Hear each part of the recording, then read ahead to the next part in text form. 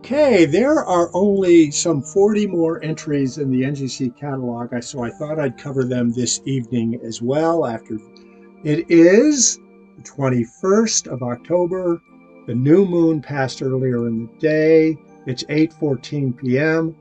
On the year of our Lord and universe, perhaps 2025, or maybe year of our universe 13.8, blah, blah, blah, blah, blah, blah, blah, blah. Okay, anyway, NGC 7800 is a galaxy in Pegasus, magnitude 12.6, 2.3 by 1.6 arc minutes. It's an irregular spiral, and that makes kind of sense. Got no distinct core, 77 million light years distant, RA 235936, with a declination of plus 144825, skipping merrily along. 7801 is a group of stars in Cassiopeia, too far north. 802 is a galaxy in Pisces, magnitude 13.5. 03 is a galaxy in Pegasus, 13.1. 04 is a star in Pisces. 05 is a galaxy in Pegasus, nothing particular about it. 06 is another galaxy in Pegasus, very similar. 07 is a galaxy in Cetus, so this is the first whale galaxy, minus 18 degrees. 808 is a galaxy in Cetus, minus 10. Well, let's go ahead and have a visit in Cetus. It's a lenticular spiral face on, but at least we'll have a sense of sky conditions further south, minus 10 degrees. Okay, we are getting some internal reflection off that dew shield, but I do believe that we are making out our galaxy at this point. I am going to play a little bit. Oh, wow. Well, the right histogram went all the way off the screen for some reason. Maybe it was taking itself out. That's probably a pretty decent view right there. NGC 7808 is a galaxy in Cetus the Whale, magnitude 13.5, 1.3 by 1.3 arc minute lenticular spiral, 398 million light years. It's about the size of the Great Andromeda Galaxy, maybe 150,000 light years. I don't know why it's 1.3 by 1.3. It's maybe this galaxy right here. Now that makes more sense. This is more edge on. Seems to be several galaxies in the field. We're at right ascension, 3 hours, 32 minutes. This could easily be in the NGC1 series, but due to the progression of the Earth's tilt,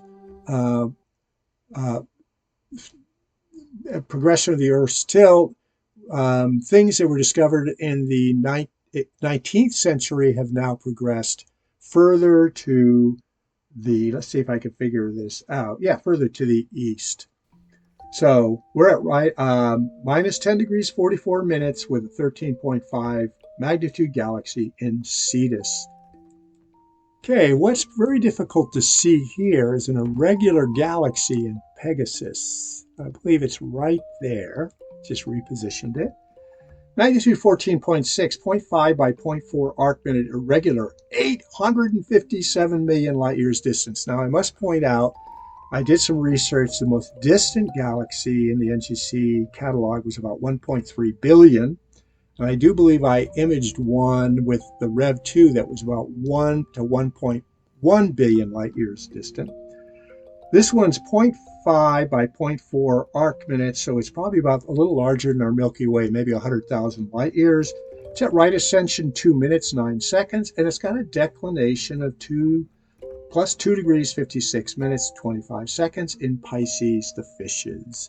All right, I did not step through the last series because I was going to go to the very next one. 10 is a galaxy in Pegasus, magnitude 13. 11 is a galaxy in Pisces, 14.6. 12 is a galaxy in Sculptor, too far south, 13.1.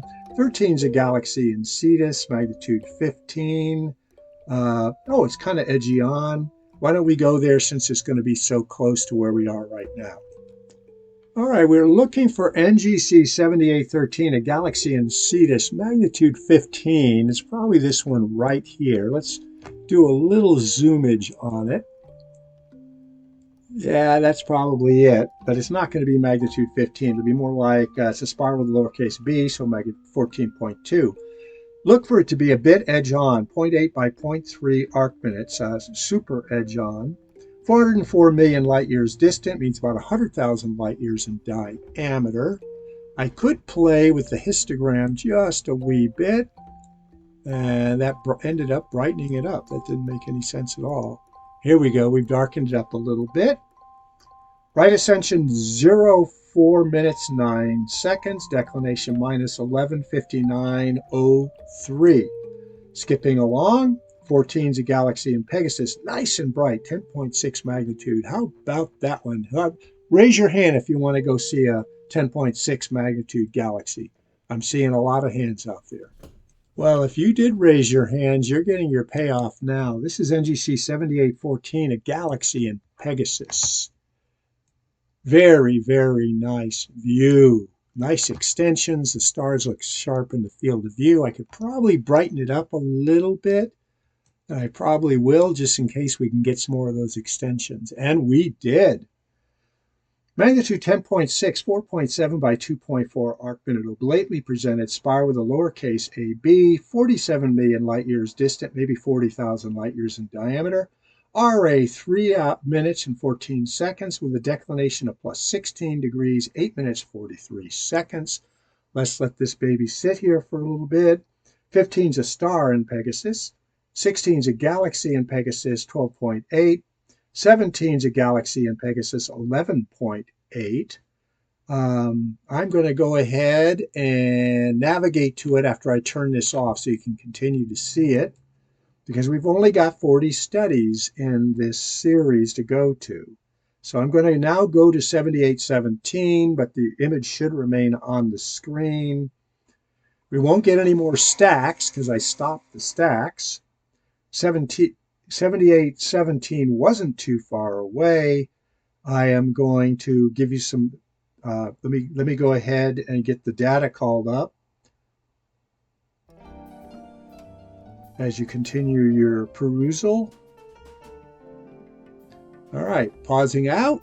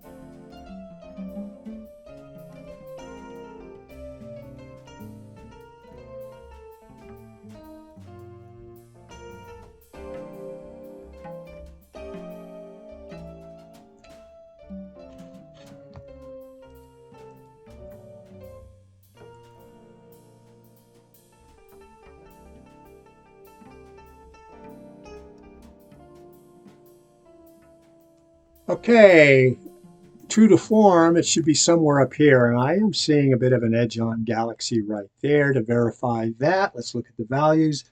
7825 is a galaxy in Pisces, magnitude 15.5, 1 by 0.5 arc minutes, spiral with 2 arms, capital B, a bar, and lowercase b. So it's probably about a 14.7 magnitude galaxy, 361 million light years distant, maybe 100,000 light years in diameter. RA is 5 minutes, 6 seconds, declination plus 5 degrees, 12 minutes, 10 seconds. 26 is a group in Cetus. That's all it says. 27 is a galaxy in Pisces, 13.9.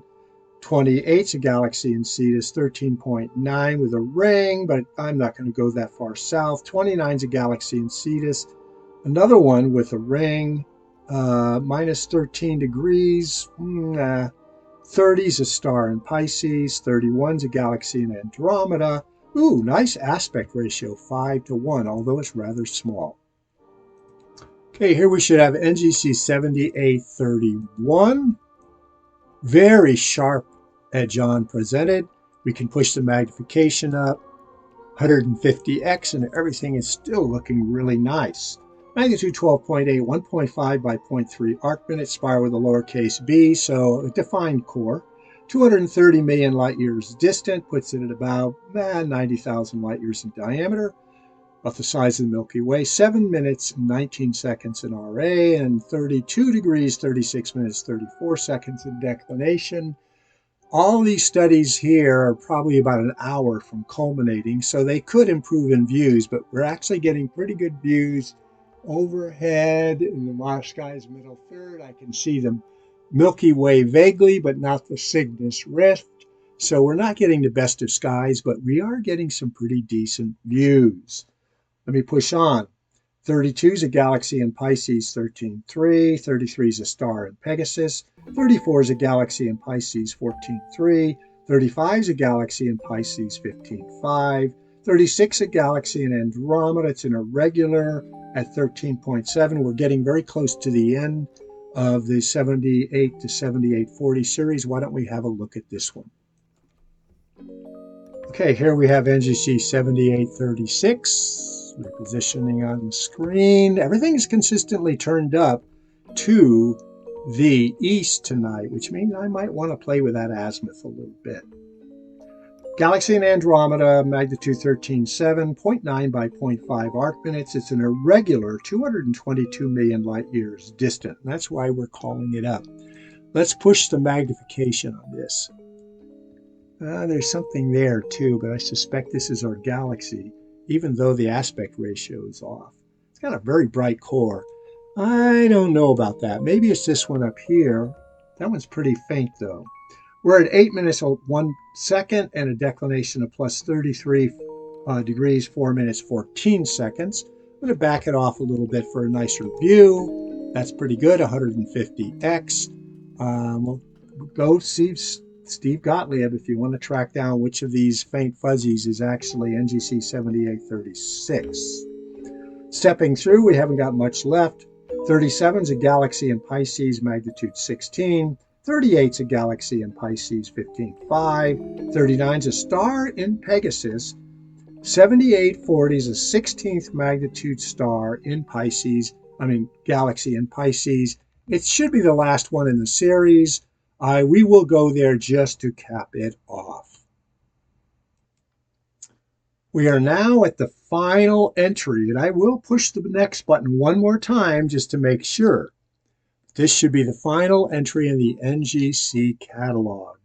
It's a galaxy 7840 in Pisces, magnitude 16, 0.4 by 0.3 arc minutes, listed simply as a spiral.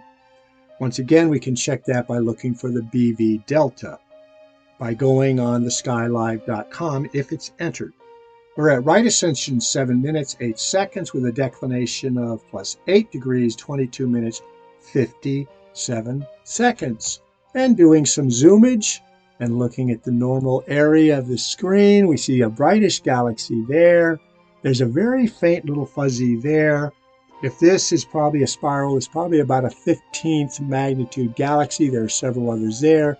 Steve Gottlieb's adventuresindeepspace.com should prove useful. There are some other faint galaxies present. We should go out on something. I'm going to press the next button. NGC. That is the very end of it. Nobody can do wrong by looking at Messier 31. However, Messier 110 gives better views from the point of view of evaluating sky conditions. Let's go out on Messier 110. Very nice view of Messier 110. It's calling it an open cluster in Cassiopeia. No. Why is it saying one? I did go to Messier 110. This is very intriguing. But I called up NGC 110. Okay. Anyway, have a look at this. I am going to now do some longer period stacking on Messier 110, and I will give you the values for that as we continue to do this. Right now we have a 10-second exposure. I find it very useful to start and then stack from a shorter exposure to go to a longer one. It helps it find the stars better. And I've noticed it instantly darkens up when you do that because it changes the histogram settings. Okay, I'm going to search down on Messier 110 as the image develops. 110 is a galaxy in Andromeda, magnitude 8.1. We're not getting a view yet. 19.5 by 11.5 arc minutes, 3 million light years distant, so it's somewhere around magnitude, overall magnitude 13 average surface brightness. This is our 30-second view. I think it's being a little too bright. I'm going to back it off so we get a more of an artistic view of it. And then I'm going to go ahead and push it to 60 seconds. So let's watch that. And we have all the time in the world because we're only 15 minutes into the NGC7800-7840 series. So why not go out and play? Once again, the histogram settings have changed and we pretty much lost the galaxy until we get our first pass. But that's going to be a while, so I'm going to pause it. All right, we now have our initial stack of Messier 110 at 60 seconds.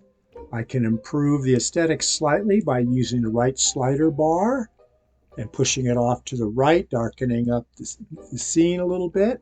And I'm going to push it right to the point where the slider bar is pointing at the drop zone of the spectral spread. Now, I'm going to give you some data on NGC205.